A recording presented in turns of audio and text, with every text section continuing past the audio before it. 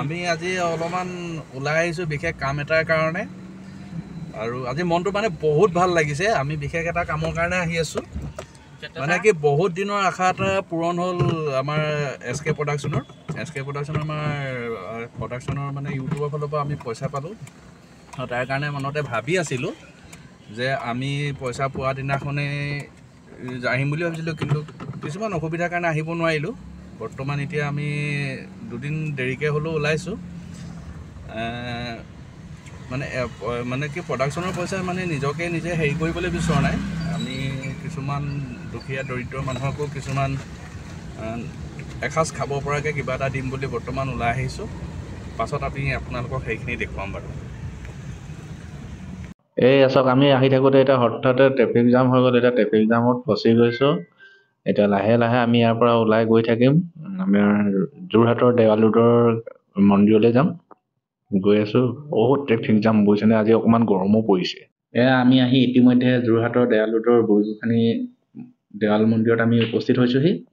ইয়াত আপোনাৰ কেইবাভাগো মন্দিৰ আছে।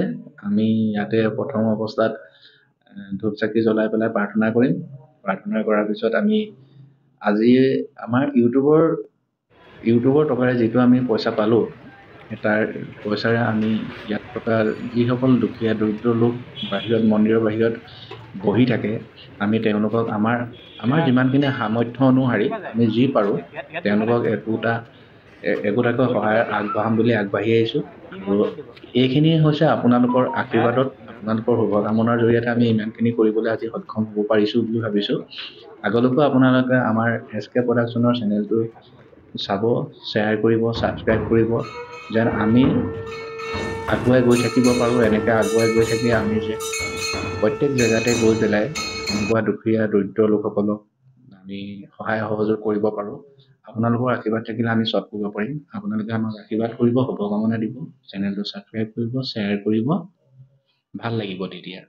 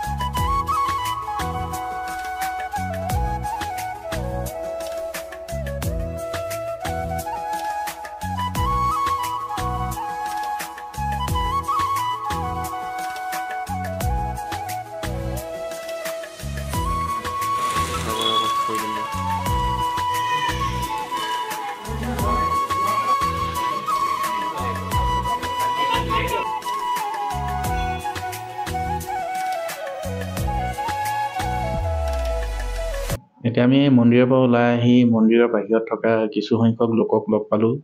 আমাৰ খুৰীৰ সম্বন্ধীয়, বৰমা সম্বন্ধীয়, ভণ্টি সম্বন্ধীয় বা ভাইটি দাদা সম্বন্ধীয় তেনেকুৱা কিছু সংখ্যক লোকক লগ পালোঁ।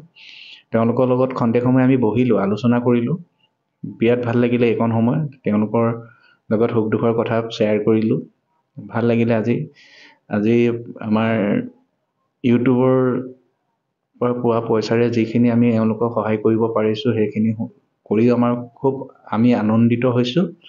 আৰু এওঁলোকেও আমাক আশীৰ্বাদ কৰিছে যেন আমি সকলোৱে ভালদৰে কামখিনি কৰি যাব পাৰোঁ।